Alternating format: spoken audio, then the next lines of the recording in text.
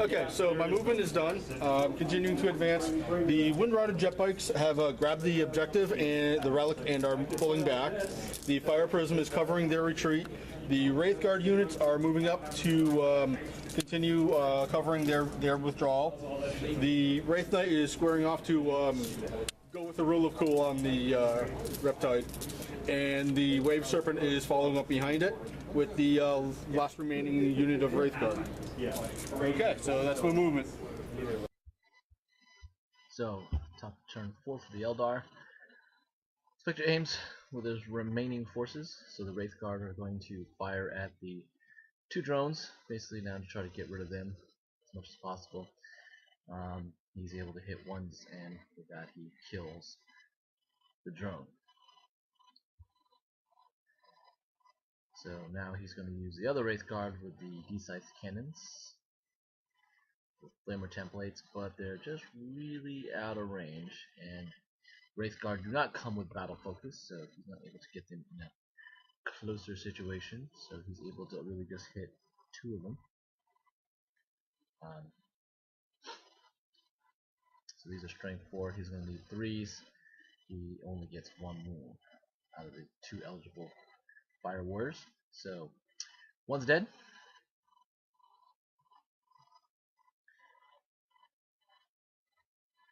Now the Wind Riders are going to try to put a little bit more fire on top of them as well.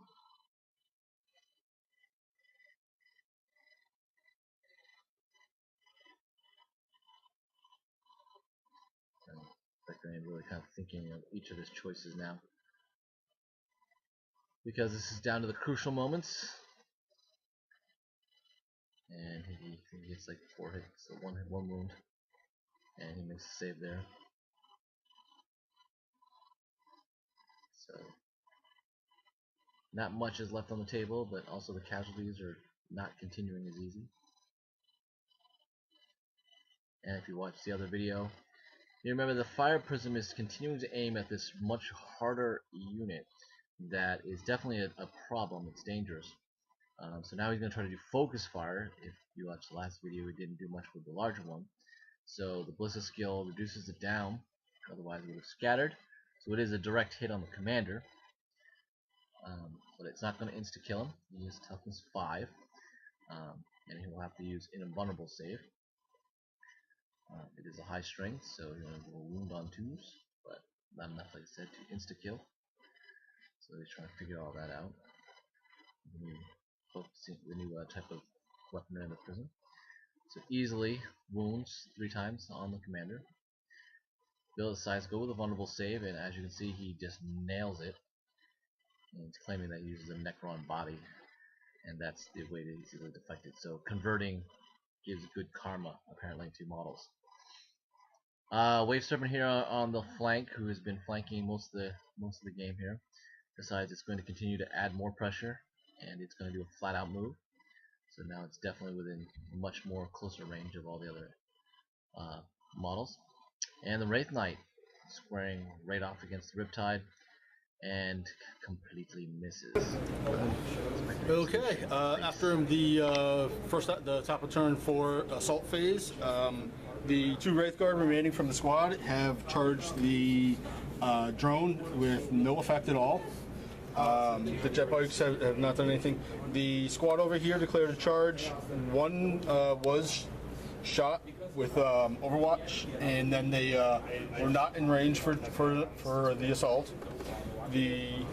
Over here, the Wraithknight pulled it out and put 3 wounds on the Riptide, so they are now both down to their final wound, and we'll see how well that works out.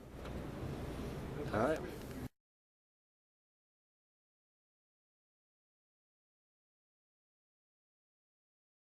Alright, so movement 4, pretty uneventful for the Tau. The Fire Warriors over here rolled difficult terrain and attempt to close in on the objective in case, enough shot knocks it loose and they get a fumble. Riptide managed to activate its reactor and bumped on its 3-up invulnerable to try to slow down the phase and assault there and maybe make it through and even win.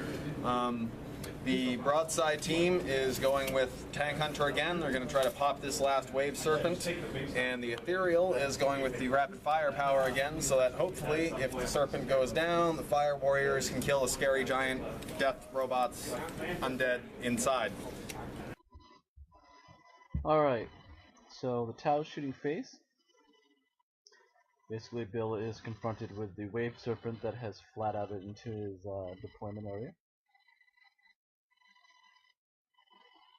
So basically, this is the broadside team firing on the Wave Serpent, the entire team on the ridge, led by the commander using Tank Hunter.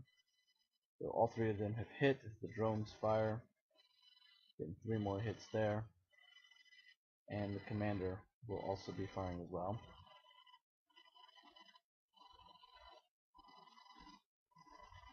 So let's just go 5. He basically hits with everything.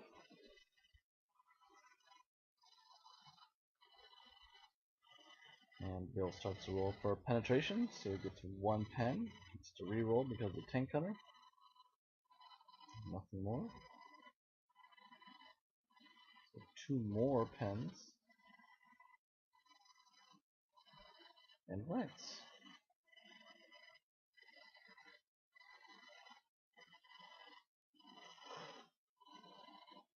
And he gets nothing on the first roll, and then a glance on the second. So 3 pens and 2 glances. Spectre aims will be asked to roll the pens first. So using the flat out jinx save.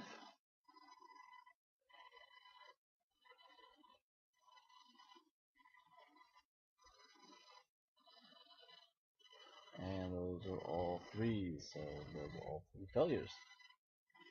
So he's rolling again because of the wave shield, so to see if knock it down. And he does, so it becomes a wreck, and the Wraith Guard are deployed in the back.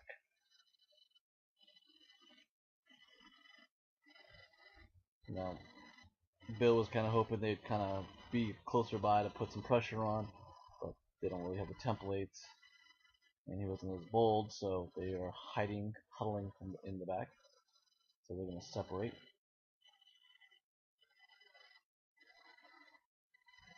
And Sky Ray is able to put 2 marker lights on the Wind Riders.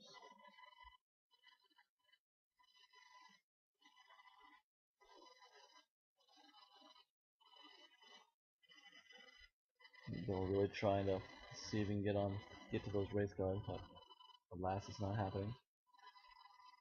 So he opts for the units, the Wraith Guard there in the middle.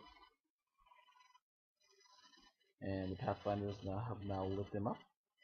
And it's running 4 hits. So 4 mark lights on it. He gets the Fire Warriors that are in rapid fire, so he's going to spend the 4 marker lights to get up to ballistic skill 7. We'll see him with Bill. He's going to pretty much push the envelope all the way up. So he gets to reroll the 1s.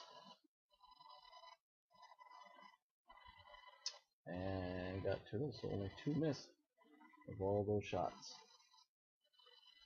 Now he will need 5s. Strength 5 versus toughness 6.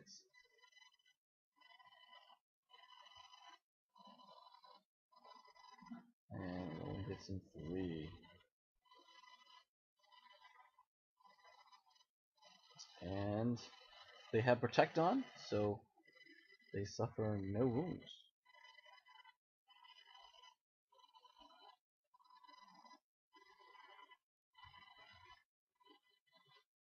Now the rest of the Fire Warriors are going to be aiming at the Wind Riders.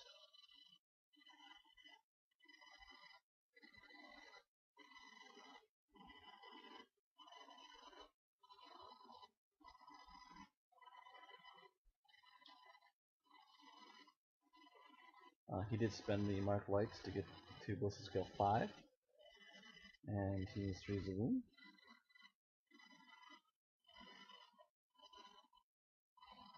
So using the armor save. And he has Fortune, so he failed 2, gets to reroll again. Got 1, but failed 1. So 1 more Wind Rider is walls.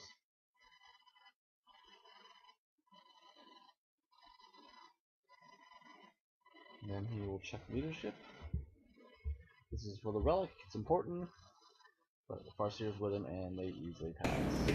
Okay, after a turn 4, we have decided to go ahead and call the game because at this point, it looks like the Eldar are going to be able to get the relic out of the area.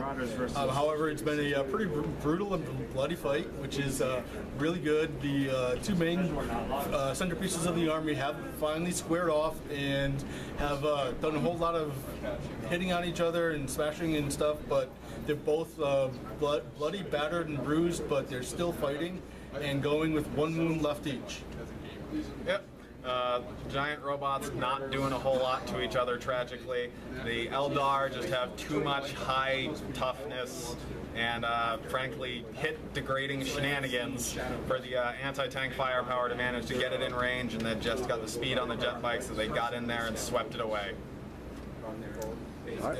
Which is really kind of interesting that you were saying that about the high toughness on the Eldar, because Eldar typically haven't been known as that, but with the setup that I went with tonight, I did go a lot of Wraithguard. I did have a total of 17 Wraithguard on the table, plus the high toughness on the Wraithknight, plus the unit of the Windrider jet bike, so that really did bring up the average toughness of the army much higher than normal. And kind of typical for the Eldar, the regular toughness models pretty much got wiped away pretty quickly, the Scorpions and the Dire Avengers.